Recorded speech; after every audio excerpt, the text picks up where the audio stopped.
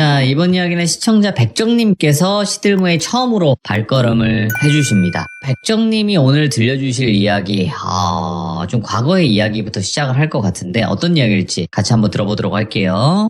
여보세요. 백정님, 안녕하세요. 아이고 이렇게 또 만나 뵙게 돼서 영광입니다. 아유, 반갑습니다. 맨날 이렇게 몇 년 동안 시청만 하다가. 자, 오늘 백정님께서 이렇게 찾아와 주셨고 오늘 해주실 이야기가 좀 과거의 이야기부터 시작이 될 것 같아요, 보니까. 네, 맞습니다.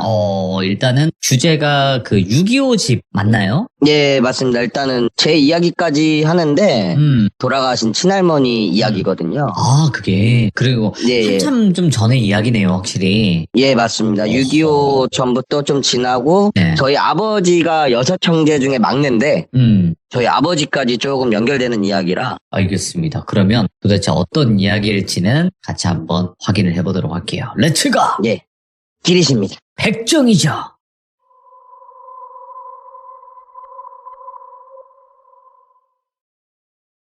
일단은 저희 친할아버지, 친할머니는 개성 사람이고요. 옛날에 영화 혈주라는 영화 보시면 운동이나 예능했던 사람들은 대부분 다 이렇게 좀 고위 관리부나 좀 부유했던 사람이라고 해요. 당시 저희 친할아버지는 북한 측에서 복싱을 했던 아마추어 선수였고 저희 친할머니는 실제로 그 개성 한 동네에서 옹주라고 불릴 정도로 조금 부유했다고 합니다. 오호. 그래서 좀 잘 만나서 저희 친할아버지랑 친할머니랑 연이 닿아서 사랑을 하게 됐는데 그게 6.25 직전이고요. 저희 할아버지가 6.25 발발 소식을 듣고 네. 너무 위험하다. 왜냐하면 둘 다 조금 부유한 집에서 자랐고 6.25 발발했을 때 그 안에서도 부유했던 집안을 척결을 하고 그랬다고 해요. 실제로 저희 친할머니 말씀으로는 자기가 3번째 딸이었는데 자기 도망 나오고 다 생사가 어떻게 됐는지 모른다고 하시더라고요.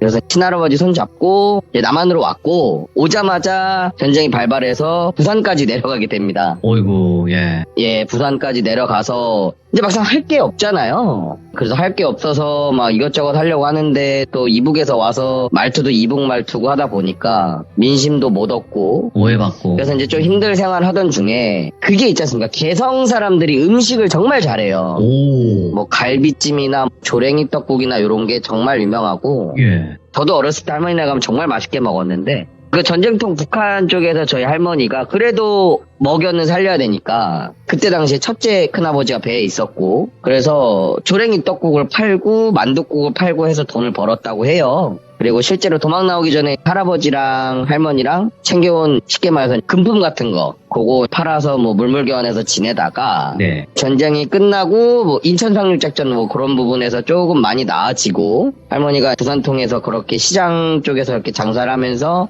부유한 건 아니지만 다시 올라와서 상경에서 지낼 수 있는 돈을 벌었다고 합니다. 상경에서 왔지만은 집을 구하는데 돈이 턱없이 부족했는데 딱 한 집이 되게 싸게 나왔다고 하더라고요. 네. 그래서 친할아버지랑 배에서 나온 첫째 큰아버지하고 같이 갔는데 인천의 한 전원주택이었대요. 네. 뭐 이렇게 집 앞에 잔디도 있고 정원도 있고 지하에 창고도 있는 2층 집 그런 전원주택으로 되게 싸게 급매물처럼 들어가서 살게 됐대요.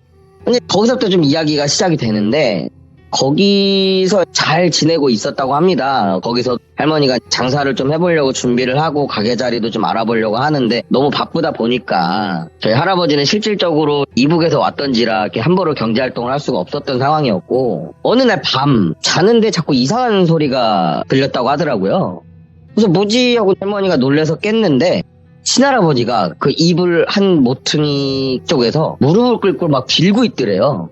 잘못했다고 너무 잘못했다고 죄송하다고 막 빌고 있더래요. 그러면서 뭐가 보이진 않는데 누구한테 맞는 것처럼 어깨랑 이렇게 팔을 막으면서 쉽게 말해서 복싱할 때 이렇게 가드 올리잖아요. 그런 자세로 막 빌다가 맞고 막 이런 자세를 계속 취하길래 할머니가 너무 놀래서 막 깨웠대요. 근데 할아버지가 깨는 순간 기절하고 깨는 순간 기절하고 그렇게 몇 날 며칠을 세웠대요. 근데 할머니가 방법이 없고 먹는 게 중요하다 보니까 가게 자리도 다시 알아보게 됐는데 노점 쪽이고 그래서 이제 너무 정신없게 지내는데 그 나날이 계속 반복이 되더래요.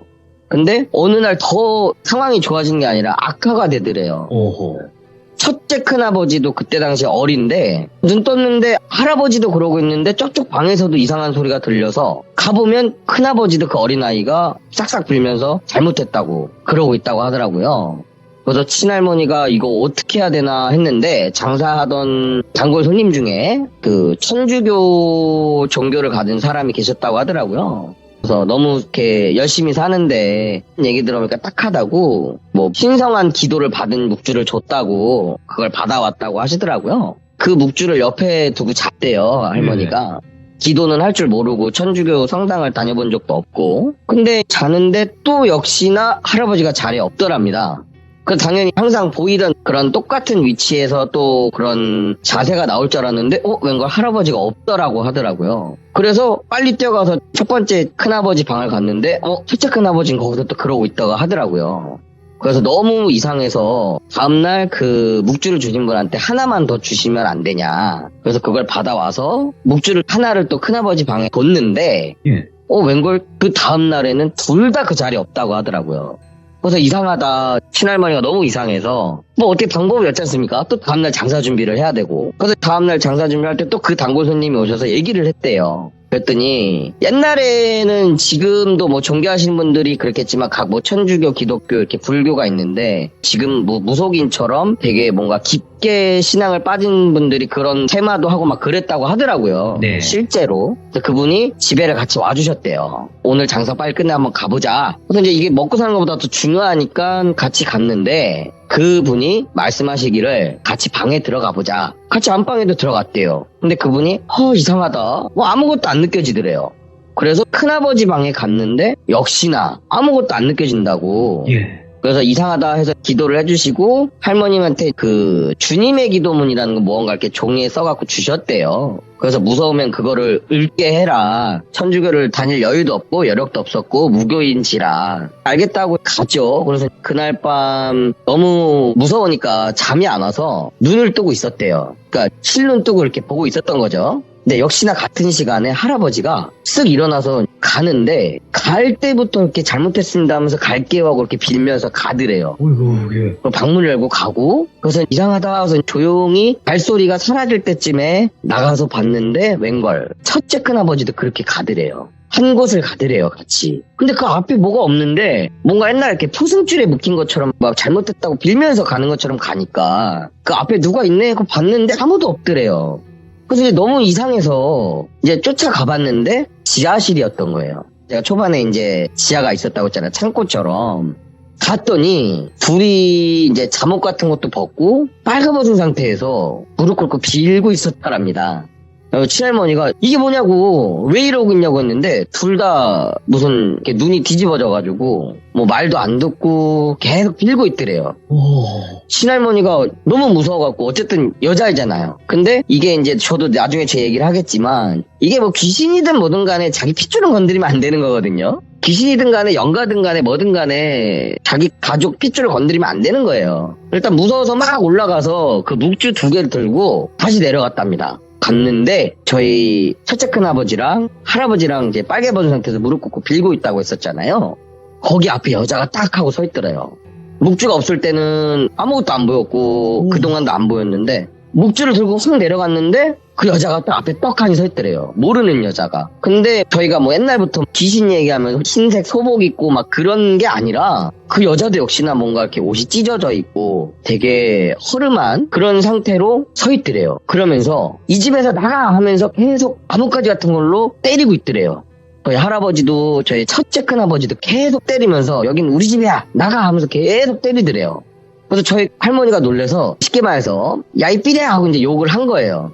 아무리 무서워도 존재도 보이고 가족을 때리니까 특히나 자식이랑 남편을 때리고 있으니까 너무 화가 나서 묵주를 두고 막 달려간 거예요. 막 가가지고 둘이 막 지정켜갖고 막 싸우는데 싸우면서도 옆에 보이지 않습니까? 그 상태에서도 빌고 있더래요. 원래 이렇게 자기 와이프 뭐 배우자가 누구랑 싸우고 있으면 자기 엄마가 싸우고 있으면 이렇게 뛰어들어야 되잖아요. 그런 게 없이 계속 빌고 있더래요. 그래서 막 싸우고 막 여기 왜 있냐 막 이랬는데 여긴 우리 집이야라는 말만 계속 나가 우리 집이야 나가 이 말만 계속 하더래요. 근데 그렇게 막 싸우다가 이제 사람이 어디에 집중을 하면 한 모습만 보게 되잖아요. 근데 막 싸우다가 정신없이 머리끄댕이 잡고 하다가 첫째 큰아버지 왼쪽을 딱 봤는데 거기에 또 처음 보는 꼬마애가 있더래요. 그 꼬마애도 계속 이 집에서 나가라고, 우리 집이라고, 우리 아빠 기다려야 된다고 계속 그러더랍니다. 그래서 저희 친할머니가 밤새 동틀 때까지 막 싸우고 뭐 1차전 끝나면 쉬었다가 또 싸우고 그냥 끝없는 싸움을 한 거예요. 그분은 나가라, 집에서 나가라, 우리 집이다. 그런 일이 이제 벌어지고 종이 딱 트니까 사라지더래요. 그러더니 아무 일 없이 사라지고 그렇게 그 한 자리에서 몇 시간 동안 막 울고 빌고 했던 친아버지랑 할아버지가 쓰러지더랍니다. 그러니까 할머니도 거기서 지쳐 잠이 들었고, 근데 동시에 셋이 깨서 막 얘기를 했는데 할아버지랑 그 첫째 큰아버지는 기억을 못 한답니다. 그동안 계속 그런 일이 있었는데 거의 2달가량 3달가량 그런 일이 있었는데 기억을 못 하더랍니다. 이제 친할머니가 미치겠어서 친할아버지랑 따로 얘기를 했대요. 큰아버지는 어리니까 무서워할까봐. 그래서 얘기를 했는데 도무지 기억이 안 난다. 근데 자기도 이상하긴 했대요. 자꾸 자고 일어나면 팔이 뻐근하고 복싱 운동한 것처럼 막 맞은 것 같고, 그래서 이상하다, 이 집에 뭐가 있는 것 같다. 그래서 가게에 나가서 묵주를 주신 분을 다시 집에 모시게 된 거죠. 그래서 이런 자초지정이 있었다. 새벽에 지하실로 가게 됐다. 그랬더니 아, 그런 거였구나. 뭔가 묵주는 있는 방에는 무슨 일이 없어서 자기가 못 느꼈대요. 어쨌든 뭐 무속인이나 무동은 아니었기 때문에. 근데 되게 안 좋은 냄새는 났대요, 집에서. 되게 안 좋은 냄새도 났고, 그래서 이상하다 했는데 같이 지하실을 내려가 보자. 내려간 겁니다. 갔는데 하는 말이 빨리 올라가라고. 아, 여기 빨리 오라고. 여기 이상하다. 여기 뭔가 이상하다. 빨리 올라가라. 막 뛰어 올라갔대요. 첫째 큰아버지, 할아버지, 그리고 할머니를 막 끌고 나왔대요. 그래서 여기 언제 이사 왔냐? 왜 이사 왔냐? 일로 했더니 뭐 부산에서 왔고 집값은 싸고 하니까, 근데 또 이게 싼데 너무 집이 좋으니까 왔다, 이렇게 얘기를 하셨더라고요. 그래서 인부들하고 같이 와서 지하실을 파헤쳤대요. 네.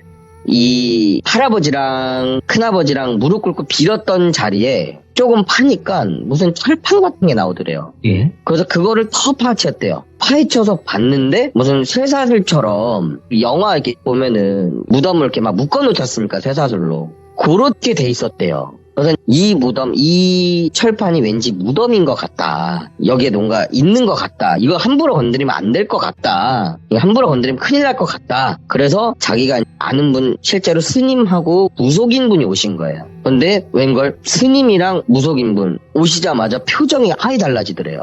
진짜 그 눈이 딱 변해갖고, 스님은 목닥치면서 계속 간센보다 막 하고, 그 무속인은 오자마자 다 나가라고, 여기 있는 사람들 다 나가라고. 그래서 보니까 이제 위에서 막 소리가 들리는데, 스님하고 이제 무속인하고 같이 왔다고 하지 않습니까? 스님이 무속인을 막 혼내는 것처럼 하고 있고, 무속인이 분명히 그 목소리가 아니었는데 젊은 세대의 목소리로 바뀌어 있었대요.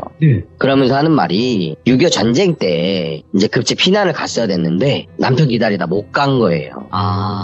네, 못 가서 좀 안 좋은 일을 당한 거죠. 네. 안 좋은 일을 당하고 그 집에서 묻혔다고 하더라고요. 예. 그러다 보니까 그 사정을 모르는 부동산 사람은 자꾸 누가 이사 오면 나가고, 금방금방 나가니까 이유는 모르겠고 해서 금매로 왔고, 이북에서 하고 되게 순진할 거 아니에요. 저희 친할머니, 할아버지 뭐 세상을 정도 잘 모르고. 네. 그래서 싸게 한다고 해서 저희 친할머니 너무 좋고 해서 그 상황에서 집을 다시 팔고 다시 서울로 종로 쪽으로 상경을 하게 되는데, 네. 그 전에 이분이 하시는 말씀이 그래도 이 집에 계신 분을 조금 한을 풀었으면 좋겠다. 그래서 가기 전에 다시 한번 구슬을 하면서 풀어주자 했대요. 네. 근데 이제 여기서 문제가 뭐냐면, 원래 이렇게 무속인 분들이 구슬해주고 뭐 하면은 한이 어느 정도 이렇게 줄고 승천한다고 하잖아요. 네. 일주일을 해도 안 간다랍니다. 와, 세다. 네, 그러니까 악기는 아니었는데 한이 너무 서려서. 원한이 너무 깊네. 네. 그리고 그때 당시에 그런 전원주택에서 산다는 게 엄청난 그 부유하고 되게 유복한 집안이었을 거 아니에요. 네. 근데 또 그 전쟁통에 너무 서러운 일을 당했다든지라 더 한이 컸던 것 같아요. 그래서 그 보름 가까이를 그렇게 시간을 보내고 구슬해주고 해서 승천을 보내주고 나왔다고 합니다. 그래서 서울 종로로 가서 되게 허름한 집으로 다시 시작을 해야겠다 해서 갔대요. 네. 근데 저희 할머니가 얘기가 거기까지가 끝인 줄 알았는데, 저도 살면서 좀 기이한 현상을 많이 겪어서 할머니가 그 얘기를 해주시길래 몇 번 얘기를 해줬는데 종로 가서도 이야기가 연장이 돼요. 이야, 이제 종로다. 종로. 네, 종로를 가서 거기서 자리를 잡고 원래 첫째 큰아버지였는데 둘째, 셋째도 낳고 그다음에 저희 아버지까지 여섯 형제까지 다 낳고 자리를 잡고 지내게 된 거죠. 근데 지내면서 안 좋은 일이 계속 생기더랍니다. 뭐 다친다든지 뭐 둘째 큰아버지가 되게 아프다든지. 근데 옛날에는 서울 쪽에서도 이렇게 동굴 같은 데가 많았대요. 지금은 뭐 개발돼서 없는데 산 같은 데 가면은 거기서 전쟁놀이 같은 거를 많이 하면서 놀았대요. 그래서 여섯 형제다 보니까 나이 차이는 많이 났어도 다 같이 놀러가서 다른 동네 아이들하고 동굴에서 같이 놀게 됐습니다. 그래서 전쟁놀이를 하고 막 이렇게 탕탕탕탕 하고 막 이렇게 놀고. 동굴에서 놀았던 이유가 뭐냐면 옛날에는 에어컨 시설이나 선풍기 이런 게 없잖아요. 동굴이 옛날에는 은행이었대요. 애들이 시원하게 뛰어노는 곳. 거기서 놀고 여섯 형제 이렇게 다 같이 막 놀고 나왔는데 다른 아이들은 멀쩡한데 저희 아버지 식구 형제들만 옷에 다 핏물로 번져 있더래요. 이게 너무 놀란 거죠. 여섯 형제가 다 보고 막 시원하게 물 떨어져서 시원하다고 닦고 뭐하고 했는데 그물도 막 이렇게 소쩍소쩍 마시고 그랬는데 온몸에 피투성이었던 거예요. 그래서 집에 갔는데 할머니하고 할아버지가 놀랄 거 아니에요. 아직 뭐가 안 끝났구나. 이게 뭐지? 하고 다시 그 인천에 있던 그 무속인분하고 천주교 쪽으로 연락을 한 거죠. 그래서 다시 그 묵주를 받아오게 되고 지내게 된 거예요. 근데 그 순간부터 그 종로 집에서도 자꾸 그 승천했던 그분이 나타나더래요. 오? 승천했다고 믿었는데 그분이 자꾸 나타나더래요. 그래서 친할머니가 그때는 싸우는 게 아니라 그렇게 잘해서 보내주지 않았냐, 왜 왔냐, 나는 이렇게 잘 살고 있는데 미안하게 왜 그러냐 그랬더니 그냥 울기만 하더래요. 그러고 고마워서 그런다고 그랬대요. 고마워서 그런다. 그래서 결국에는 그분이 나중에는 어느 순간부터 보이질 않았는데 이렇게 형제들이 지내면서 더 크게 다칠 수 있었던 거를 막아주신 거죠, 그분이. 아, 네. 그래 그 동굴이 실제로 며칠 뒤에 무너졌대요.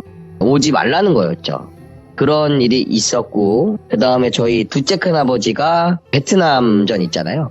네. 네, 거기를 참전하게 됐어요. 먼저 성인이 돼갖고 해병대 2기인가 뭐 그렇다고 막 영원한 해병 막 집에 가면 있는데 베트남전을 참전하게 되셨는데 그 말씀을 많이 하시더라고요. 요즘 영화 보면 총 맞으면 그게 말이 안 된다. 막 네. 진짜 엄청 심각한 상황이래요.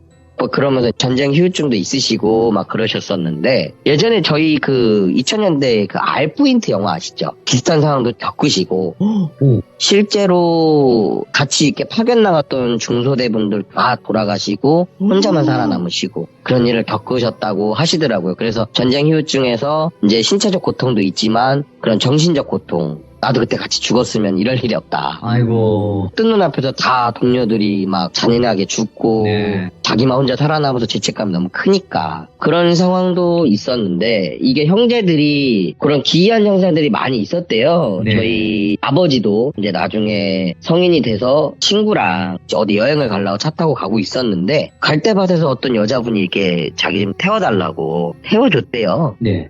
태워주고 가는데 얼마 안 돼서 그렇게 막 떠들고 놀던 친구가 자더래요. 옆에서 조수석에서. 그래서 자기도 그냥 막 가는데 너무 졸려서 아유 좀 졸립네요. 좀 쉬다 가야겠네요. 딱 뒤에 딱 돌아봤는데 태워줬던 여자분이 안 계시더래요. 오, 네. 그러니까 친구분도 너무 놀란 거예요. 그런 식으로 계속 가족의 기이한 현상들이 계속 이어가더래요.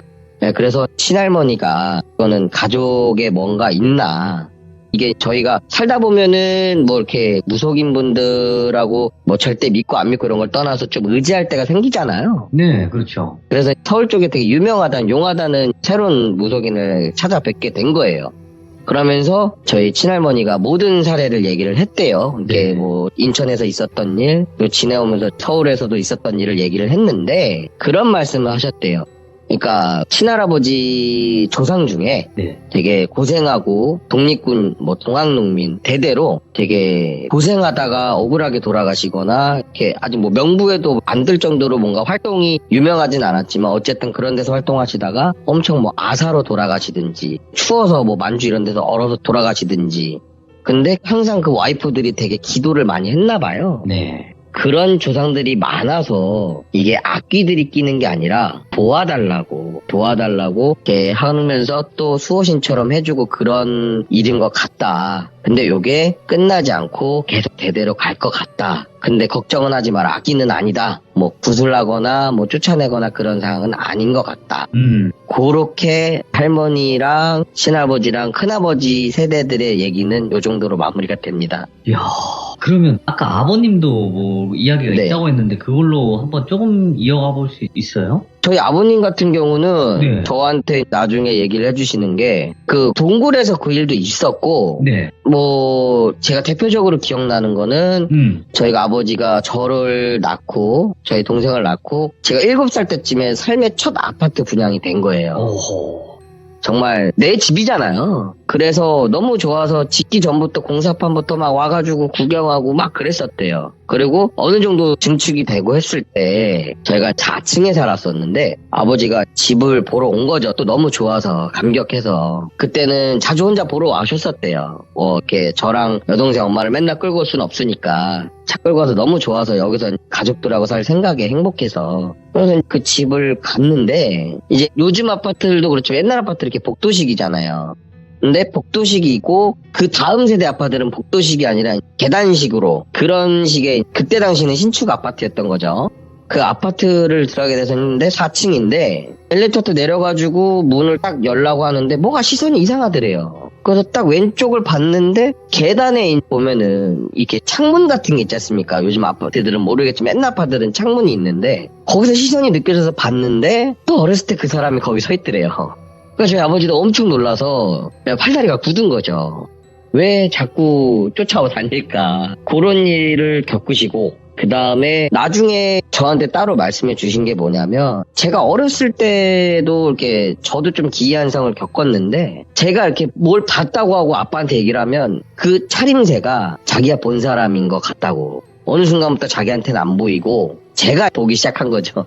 그게 세대 연장이 정말 되고 있는 것 같아요. 그래서 제가 여기 사실 몇 년 전부터 이 똘비님 거를 채널을 보면서 네. 사연 제보를 하고 싶었었어요. 왜냐하면 저희 가족이 이렇게 악기한테 되게 힘든 일을 겪은 건 아니지만 네. 저는 그런 고생은 안 했는데 네. 조금 그런 부분에 있어서 내 세대 우리 할머니 세대 뭔가 있나 누군가 도와줬으면 좋겠는 거예요. 아이고, 예. 그래서 사연 제보를 좀 하게 됐습니다. 너무 잘해주셨고, 백정님께서 일단은 본인이 겪은 이야기는 아직은 안 하셨으니까, 네, 맞습니다. 그 이야기를 또 들려주실 거라고 저는 좀 믿어 의심치 않거든요? 예. 네. 제가 그리고 백정이라는 게 실제로 정육인인데, 제가 정육인으로서 원래 깊게 생각은 없었어요. 네네네. 근데 이게 살다 보니까 계속 하게 되고, 다른 일을 할 기회가 있었는데도, 난 이 일이 너무 힘들어서 안 하려고 했는데도 계속 하게 되더라고요. 그리고 네네. 결국엔 제 가게까지 하게 됐는데, 나중에 알고 보니까 제가 이 일을 했어야만 이유도 있더라고요. 그 이유가 네. 있었구나. 네, 세대적으로도 있지만 이 일을 할 수밖에 없었던 네. 이유가 있었더라고요. 네네. 그래서 혹시라도 또 저랑 이렇게 하시게 되면 네. 계속해서 제가 겪은 일 그리고 사실 저희 아들이 지금 이제 9살인데 예. 저희 아들이 또 5살에 또 뭔가를 봤다고 진짜 이어간다, 계속. 네, 계속 이어가고 있어요. 알겠습니다. 궁금해도 꼭 참고 네. 백정님의 네. 입으로 꼭 듣도록 하겠습니다. 오늘 너무너무 고생 많으셨습니다. 감사합니다. 감사합니다. 네. 네, 감사합니다. 자, 이번 이야기는 시청자 백정님께서 찾아와 주셨습니다. 백정님 저번에도 이야기 너무나 잘해주셨고 또 섬뜩한 이야기를 들려주셨는데 오늘 이야기는 어떤 이야기가 될까요? 같이 한번 만나볼게요. 예, 여보세요? 백정님 안녕하세요. 예, 안녕하세요. 지금 아직 가게 불 껐는데 잘 안 들려가지고. 자, 불 꺼진 가게 무섭습니까? 너무나 좋습니까? 고요해서. 제 인생의 첫 가게라 항상 행복한데 여기서도 본 게 있어서. 그래요? 예. 근데 저는 굉장히 그래도 긍정적으로 생각하는 부분 중에 하나가 뭐냐면 가게에는 술 귀신이랑 뭐 그런 좀 먹는 귀신들이 있다고 생각을 해요. 일단은 백정님께서 또 저희 채널을 선택을 해서 이야기해 주시는 것도 너무나 감사하고 오늘 네네. 해주실 이야기 저번에는 이제 할머님 할아버지님 이야기에서 네. 이제 아버지 쪽으로 쭉 이어지는 내용들이었거든요. 네네. 그러면 오늘 이야기는 어떻게 될까요? 오늘 이야기는 제 이야기인데 저와 제 친구 이야기와 동시에 제가 살면서 겪었던 이야기들이 좀 있어서 말씀을 드리고자 합니다. 알겠습니다. 자, 그러면 바로 출발을 해보도록 하겠습니다. 렛츠가! 네. 끼리십니다. 백정이에요.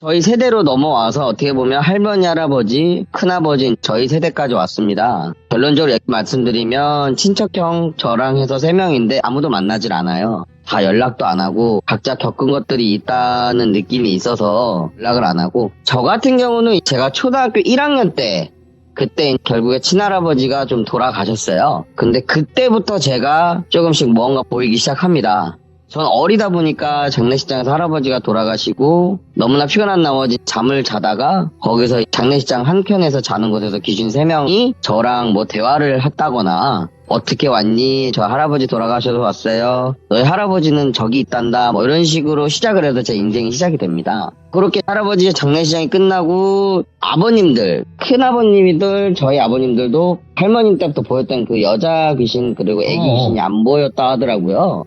근데 어느 날 이제 제가 초등학교 2학년이 됐습니다. 제가 혼자 방에서 자고 있는데 제가 사실 어렸을 때부터 이렇게 다른 아이들하고 다르게 겁이 별로 없었어요. 혼자 잠도 잘 자고 엄마 아버지 품에서도 이렇게 떨어져서 잠을 잘 자고 있었는데 뭐가 너무 이상하더라고요. 그래서 자고 있는데 문 쪽을 바라봤는데 어떤 아이가 저를 빼꼼하고 쳐다보고 있는 거예요. 아무 말 없이 그냥 무표정으로 쳐다보고 있는 거예요. 근데 저는 그때 당시에 별 생각 없이 너 거기 왜 있냐고 내 방으로 들어와 나랑 놀자 이렇게 한 거예요. 근데 그때부터 느꼈지만 귀신이란 건 감정이 없는 것 같아요. 그냥 쳐다보고 있고 제가 오라고 했는데 오지도 않고 계속 그렇게 몇 날 며칠을 그냥 그 자리에서 밤만 되고 자다가 뭔가 인기척이 느껴지면 문 앞에서 그렇게 서 있더라고요. 그래서 제가 슬슬 여동생한테만 그 얘기를 했어요. 나 잘 때 이렇게 애기가 날 보고 있다. 근데 나랑 비슷한 나이인 것 같기도 하다. 한 5살, 6살 뭐 이렇게 나보다 좀 어린데 내 또래처럼 느껴진다. 여동생한테 얘기를 했는데 여동생이 1살 어려요. 여동생이 무서운 거죠. 그래서 엄마 아빠한테 막 이르고 난리가 난 거예요. 근데 저희 아버지가 낌새를 차린 거예요. 혹시 그 아이가 머리가 많이 짧냐? 스포츠 머리보다 더 짧은 머리였는데 아빠 어떻게 알았냐고. 맞다고. 그랬더니 아버지가 이제 니네 세대로 간 거 같다. 그 말씀을 해주시더라고요. 저는 근데 어렸을 때라 잘 모르잖아요. 할머니 얘기도 제가 20살 때 들었던 거라 우선 별 대수롭지 않게 넘겼는데 아버지가 여동생이 너무 무서워하니 네가 오빠니까 같이 자라 이렇게 된 거예요. 그래서 제 방에서 안 자고 여동생 방에서 제가 여동생이 침대에서 자고 제가 여동생 침대 밑에서 자고 있었어요. 근데 역시나 그 문 앞에서 그 애가 있더라고요. 그래서 내가 너 때문에 나 혼났다고 왜 나 혼나게 하냐고 그러는 침대 쪽을 봤는데 여동생이 앉아 있는 거예요. 그래서 너 뭐 하냐고 왜 안 자고 앉아있어 이렇게 딱 봤는데 여동생이 아닌 거예요. 그리고 여동생은 누워서 자고 있고 이게 뭐지? 그 순간 저도 무서워진 거죠. 이게 여잔데 되게 허름하고 일단은 나이가 있는 사람인지라 같은 또래도 아니고 제가 얼어버린 거죠. 그 순간에 뭐지? 여기 왜 있지? 이 아줌마는 누구지? 근데 그 애는 그 순간에 방에 그때 처음 들어오더라고요. 제가 그렇게 몇 달을 들어오라고 했는데 안 들어오다 그제서야 들어오는 거예요. 그러더니 그 아줌마가 고마워요 고마워요 또 이 말만 계속 하는 거예요 저한테. 뭐지? 이러고 있었는데 제가 무서워서 소리를 막 질렀어요. 그제서야 아버지가 놀래서 왔는데 아버지는 눈에 안 보이시는 거죠. 아버지가 도대체 뭘 봤냐? 라고 해서 얘기를 했습니다. 그랬더니 조금 아버지가 당황을 했고 나중에 성인 돼서 할머니가 얘기했을 때 저한테도 얘기를 해주시더라고요. 약간 저희 집 대대로 내려지는 스워신 같은 사람이다. 그렇게 말씀을 하시더라고요. 그렇게 초등학교 시절이 지나가고 중학생이 됐는데 저는 되게 기이한 상상이 많았어요. 집에 혼자 있었는데 갑자기 TV가 켜져요. 갑자기 TV가 켜지고 엄청 큰 소리로 막 음량이 엄청 높아지더라고요. 그런 일들이 겪고 되게 집에서 기괴한 현상들이 많았어요. 저 혼자 있으면 냉장고 문이 갑자기 열리고 그래서 뭐지 막 이러고 있었죠. 그러고 나서 제가 나중에 고3 때 그때 만난 친구가 있었어요. 그 친구가 제가 학원 다니고 막 이러니까 오토바이를 타자고 제 학원 앞에 왔더라고요. 근데 제가 학원 보충 수업이 있어서 못 간다 거절을 했습니다. 근데 그날 그 친구가 오토바이 사고가 나서 식물인간이 돼버린 거죠. 그 친구가 버스랑 사고가 나서 식물인간이 됐는데 제가 놀랐던 게 그 친구 오토바이 뒷좌석 있지 않습니까? 제가 타려고 했던 뒷좌석 오토바이가 아예 반이 잘린 거예요.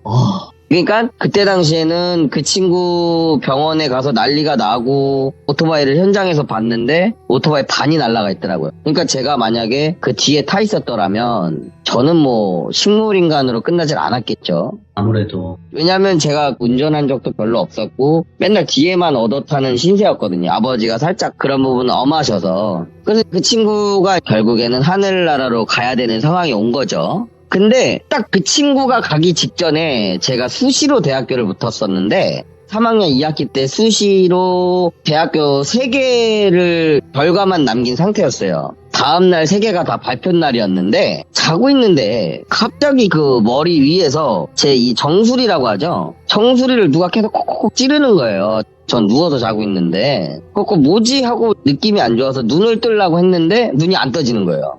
아, 가위가 눌렸구나. 그래서 계속 정수리를 톡톡 찌르는데 떨리님 아시잖아요. 이게 한 군데를 계속 톡톡톡톡 이렇게 손톱으로 누르면 아파요. 근데 이게 정수리잖아요. 머리에서 가운데 부분이 좀 연한 부분이라고 해야 되나? 여기를 계속 콕콕콕 찌르면 살짝 찔러도 아프거든요. 이제 슬슬 아프고 거슬리기 시작하는 거예요. 그래서 막 가위를 깨고 싶어서 막 엄청 막 발악을 하다가 눈을 딱 떴어요. 눈을 딱 떴는데 그 친구가 위에서 저를 쳐다보고 있더라고요. 예. 아무래도 그 친구가 오토바이 사고 심하게 나서 얼굴이 엄청 뭉그러졌었거든요. 얼굴 뼈가 다 무너져서. 그 모습으로 눈으로 저를 이렇게 쳐다보는데 이게 무섭다기보다는 미안하고 반갑다고 해야 되나? 제가 막 울었죠. 미안하다고. 근데 그 친구가 그 망가진 얼굴로 살짝 웃더니 가버렸어요. 근데 그 다음날 제가 수시 대학교 3개가 다 한 번에 붙은 거예요. 그렇게 친구가 왔다 가서 대학교 수시 3개가 다 붙었습니다. 그러고 3개가 붙고 나서 대학교 시절을 하다가 이제 제가 원래는 광고 홍보 쪽을 전공을 했었어요. 마케팅을 전공을 했었고 그쪽에서 전공했던 친구들은 아마 공모전이라고 있어요. 광고 공모전 뭐 아이디어 페스티벌이라고 해서 대학교 방학 때마다 그거 공모전 스펙을 쌓으려고 많이들 부단히 노력을 해요. 근데 저도 해보려고 광고 동아리 친구들하고 막 해보고 싶은 거예요. 그래서 홍대에서 되게 뭐 우리나라 연합 광고 동아리 뭐 이렇게 유명한데 뭐 홍보를 하고 있더라고요. 그래서 저도 들어갔죠. 이제 면접을 보고 싶어서. 근데 그날입니다. 그날 면접을 보고 다음날 발표인데 제가 자고 있었어요. 자고 있었는데 이번에는 제 옆에서 왔다 갔다 하면서 저렇게 부비적 돼야 된다고 해야 되나? 부비적 되고 있더라고요. 그래서 봤더니 또 제 친구였어요. 제 친구가 부비적 되면서 이번에도 아무 말 없이 계속 그렇게 하다가 또 웃다가 가버렸어요. 근데 붙었답니다. 근데 그게 사실 제가 지방에 있는 대학교였고요. 4년제 대학 서울 수도권에 있는 학교 대학생들을 뽑기를 원했는데 나중에 알고 보니까 서류 전형에서 제가 떨어져야 되는데 그 면접본 선배 한 분이 실수를 해서 거기다 넣어버린 거예요. 그래서 제가 붙었습니다. 그래서 광고 동아리에 들어가게 되고 광고 동아리에서 하다가 공모전을 준비를 했는데 또 결과가 남아있는데 그 친구가 꿈에 나왔습니다. 계속 제 인생에서 그렇게 옆에서 도와주는 친구가 있었고 너무 반가웠고 다른 친구들은 어느 정도 나이가 지나서 잊혀졌는데 계속 제가 무슨 일이 있을 때마다 나타주니까 저는 고마웠고 그렇게 시간이 지나서 제가 아버지가 갑자기 쓰러지고 가세가 되게 기울고 그러고 나서 저도 현실에 앞서다 보니까 광고회사 좋은 회사를 다니다가 퇴사를 하게 됐고요. 그러고 나서 영업일 그 중고차 일을 잠깐 했었어요. 아예 다른 일을 하게 된 거죠, 살면서. 근데 처음에 제가 돈이 너무 없어서 중고차 상사를 들어갔는데 거기 상사 대표님이 거기 옆에 모텔이 바로 있어요. 매매단지 항상 보면 옆에 모텔이 하나 있어요. 되게 오래되고 허름한 모텔이에요. 거기 기숙사를 자기가 그냥 공짜로 빌려줄 테니 지내면서 일을 해라 하게 된 거죠. 근데 어떻게 보면 그거는 대표 상사들이 호의를 베푸는 척 하면서 어떻게 보면은 저희 용어로 잡고 있는다라는 거거든요.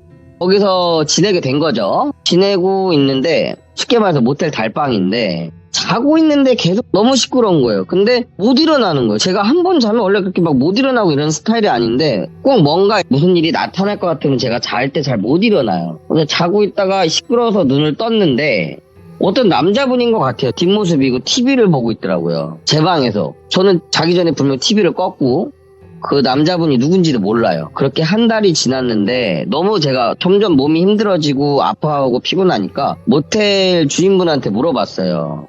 제가 자는데 자꾸 누가 방에 들어온다. 문 잠그고 잤는데도. 그랬더니 혹시 뒷모습이 머리가 많이 짧았냐. 맞다고 하니까 모텔 사장님이 말씀해 주시더라고요. 원래 거기서 중고차 딜러를 하러 왔다가 삶을 좀 비관적으로 보고 하셨더라고요. 그분이 제 앞에 나타났던 거예요. 그래서 이거 도저히 안 되겠다. 이 방에서 나와야겠다. 그날 밤에 제가 돈이 너무 없다 보니까 또 딴 데 갈 데는 없고 그래서 여기서 자야 되나 막 고민을 하고 있었어요. 근데 도저히 갈 데도 없고 그냥 자야겠다. 아니면 그냥 무서우니까 눈 부릅뜨고 있어야겠다. 눈을 뜨고 그냥 그 방에서 무서워갖고 침대에서 그냥 이불만 덮고 있었어요. 제가 25살 땐가 그랬거든요. 그러고 있었는데 아무래도 이게 체력이 25살, 6살 되면 하루 이틀 이렇게 피곤하면은 눈 부릅뜨고 있다가도 잠이 들어버리잖아요. 잠이 들어버린 거예요. 아, 큰일 났다. 또 시끄러운 거예요. 와, 이거 어떡하냐. 큰일 났다. 이러고 있는데 시끄러워서 눈을 떠봤더니 제 친구가 그 아저씨랑 싸우고 있더라고요. 나가라고. 계속 그 말만 하는 거예요. 그 아저씨한테. 그렇게 또 한 번 제 친구가 저를 도와주고 있더라고요. 그렇게 이제 살면서 몇 번씩 나오면서 제 친구가 저를 도와주고. 근데 생각을 해보니까 제 친구가 나타났을 때부터 갑자기 그 여자분하고 아기가 안 나타나는 거예요. 그래서 이게 뭔가 생각해보니까 어렸을 때부터 몇 번을 봐왔는데 제 친구가 나타난 순간부터 그분들이 안 나타나더라고요. 그래서 이상하다, 왜 안 나타날까 그러고 있었는데 나중에 알고 보니까 제 친척형한테 나타나고 있었더라고요.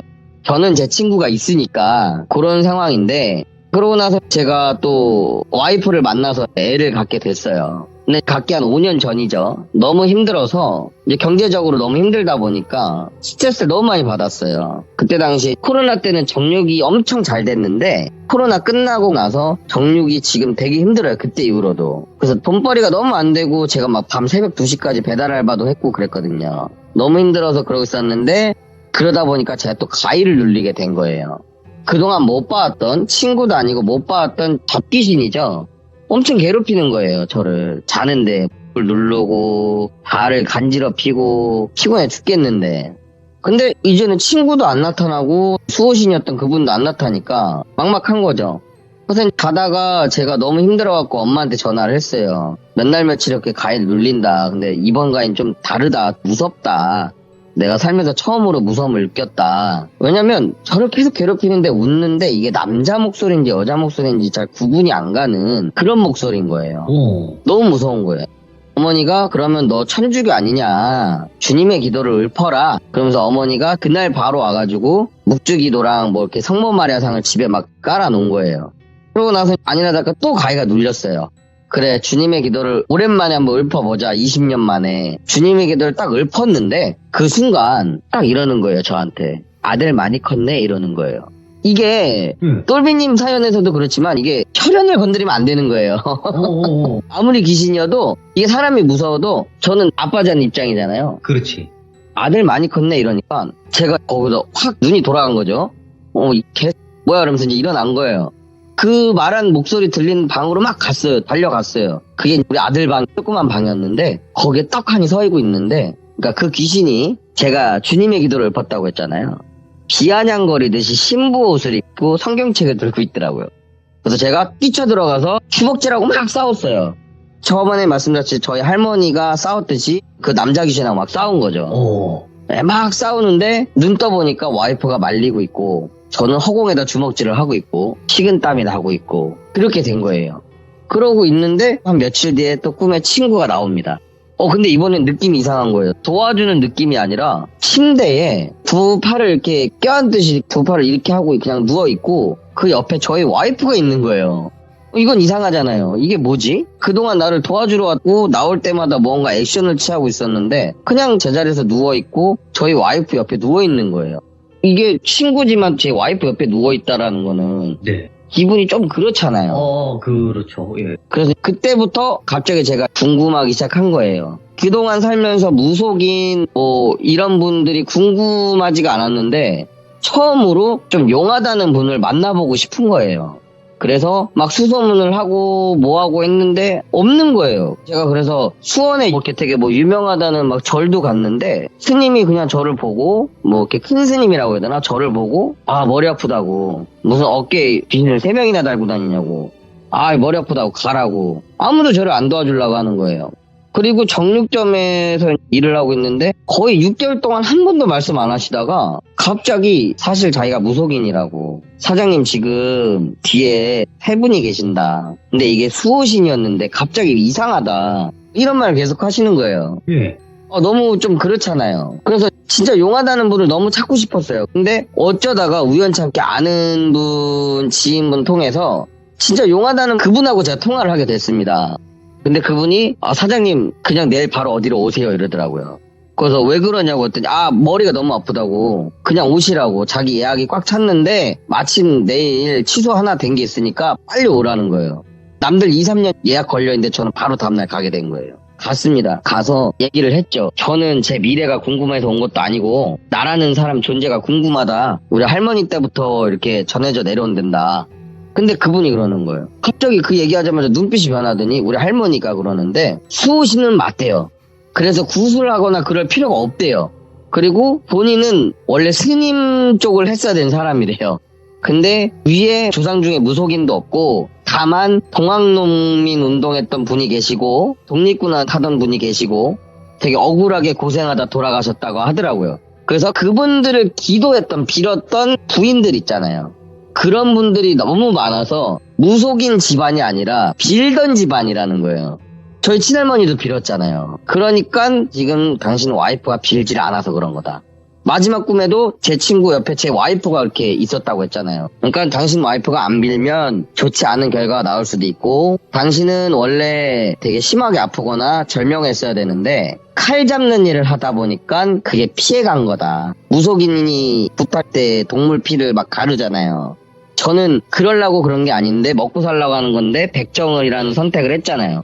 그러다 보니까 살아남은 거래요. 오. 제가 이제 저희 와이프한테 얘기를 했어요. 그걸 갔다 와서. 그냥 중요하지 않고 대단하게 안 해도 그냥 기도만 좀 해주면 된다고 하더라. 근데 저희 와이프는 기분이 나쁜 거예요. 막 육아내역 힘들고. 무속인 말을 믿냐. 그래서 안 빌었어요. 제가 그러면서 가게를 오픈을 했는데 가게는 되고 있고요. 근데 결론만 말씀드리자면 제가 딱 가게 오픈하고 6개월 만에 머리가 빡빡이로 아예 밀렸고요. 머리가 다 빠졌어요, 어느 날. 그리고 지금 온몸에 있는 털도 다 빠져 있는 상태. 눈썹이며 뭐며. 그런 상태였습니다. 그래서 제가 너무 힘들어서, 이거 몸도 너무 안 좋아지고. 그런 상태였는데, 제가 마지막으로 말씀드릴 게 있습니다. 제가 몸이 너무 많이 안 좋아졌습니다, 지금. 여기 손님들도 저를 보면 알아요. 1년 전의 모습하고 너무 달라서. 그런 상태인데, 제가 또 자다가 꿈을 꾸게 됐습니다. 제가 어느 정도냐면 가위를 느껴요. 가위가 오는구나. 근데 제가 순간 쉽게 풀면 금방 푸는데 그 순간 쉽게 못 풀면 되게 심각한 상황이 나타나거든요. 아니나 다를까 다리에서부터 가위가 왔는데 심하게 걸린 거예요. 큰일 났다고 눈을 딱 떴는데 제 위에 어떤 무속인이에요. 한복 입고 굿 지낼 때 위에 막 모자 같은 것도 쓰잖아요. 제 위에 올라타서 앉으시더라고요. 그러더니 저한테 하시는 말씀이 고생했네, 고생했어 이러시는 거예요. 그러더니 손을 저한테 딱 갖다 댔는데 갖다 대는 순간 옛날에 영화 마스크처럼 얼굴이 바뀌었다 막 하는 그 장면 아세요? 알죠. 갑자기 와 이러면서 비명이 지르면서 얼굴이 바뀌었다 하는데 그 무속인 분이었다가 엄청 피투성이 얼굴이었다 바뀌었다 막 이러는 거예요. 엄마. 제가 너무 놀라가지고 어쩔 줄 몰랐는데 이건 풀리지도 않고 이거 어떡하지 막 그 상황이었는데 그 무속인 분이 안 돼 하면서 막 자꾸 소리 지르는데 얼굴이 계속 바뀌는 거예요. 근데 또 다른 분은 들어갈 거야 막 이러는 거예요. 그렇게 하루 밤 사이를 보낸 것 같아요. 와이프가 놀래서 와서 봤더니 제가 땀투성이에 똥오줌을 다 싼 거예요. 와이프가 너무 놀래가지고 어떻게 된 거냐 이런 일이 있었다. 그 뒤로 와이프가 지금 기도를 해주고 있습니다. 그래서 조금 나아지고 있는데 아직까지도 온몸에 털은 다 빠져있는 상태고요. 아이고. 조금 부끄러운데. 아니, 뭐가 부끄러워요. 정말. 그래서 지금 그 친구도 아직은 제 마음속에서 아직 보내질 못한 상황이고요. 네. 뭐 무속인 그 유명한 분은 친구는 수호신이기 때문에 굳이 안 보내도 되는데 그래도 그 친구를 생각해서 보내줘야 되지 않겠냐. 근데 저는 마음속으로 제가 죄책감이 있어서 못 보내는데 그래도 제가 매년은 아니더라도 꼭 2년에 한 번씩은 그 친구 낙골당도 갔다 오거든요. 네. 근데 그 친구 뭐 이런 말씀 좀 그렇지만 그 친구 친누님도 돌아가셨어요. 아이고, 예. 조금 팔자가 많이 그래서 제가 그 두 분을 좀 그 낙골당 매번 찾아가서 친구랑 누님 찾아가서 좀 위로해주고 오는데 보내주고 오라고 하니까 조금 씁쓸하면서도 저를 지켜줬던 친구인데 저는 그렇게 믿거든요. 근데 여기서 마지막으로 저희 아들도 갑자기 이사 온 집에서 여자를 봤다고 합니다. 아, 계속 이어가네, 이게. 예. 그러니까 이게 그렇게 극악무도하게 무섭거나 저를 해하거나 그러진 않았어요. 그래서 저를 지켜준 부분도 있고 근데 이게 저희 아들한테 또 이어지려고 하니까 저는 좀 끊어내고 싶은 거죠. 예. 그래서 돌비님한테 말씀드리고 싶었던 거예요. 이게 부모된 입장에서 아들도 봤다고 하니까 돌비님도 이제 아드님 계시잖아요. 그럼요. 조금 순탄한 삶을 그러니까 뭐 조금 다이나믹하게 사는 것도 좋은데 원치 않지. 네, 원치 않죠. 좀 평범한 게 위대한 거라고 좀 맞죠. 평범하게 살길 바라는 거죠. 맞죠. 네. 네. 백정님께서 지금 많이 약해지신 상태예요. 명확히 네, 맞아요. 따지면. 네. 저는 힘들어도 받고 저도 아파봤어요. 그러니까 어떤 지금 병인지 모르시겠는데 저는 암이 2번이나 지금 걸린 상태예요. 저는 4년 정도 남았고 5년 남았고 하거든요, 지금. 완치 판정을 받으려면. 근데 약해져요. 사람이 몸이 아프면 정신부터가 무너져요, 일단. 예, 맞습니다. 근데 제가 지금 그런 상황이에요. 맞아요. 근데 게다가 뭔가 이런 영적인, 그러니까 뭔가 병으로 해결이 되는 것도 아니고 법적으로 해결이 되는 것도 아닌 부분에 노출이 된다고 생각하면 그쪽으로 빠져요, 사람은. 예, 맞아요. 그럴 수밖에 없어요. 그러니까 지금 일어나지도 않은 일을 걱정하는 건 당연하지만 그랬을 때 내 몸이 더 안 좋아지더라라는 걸 전 느꼈어요.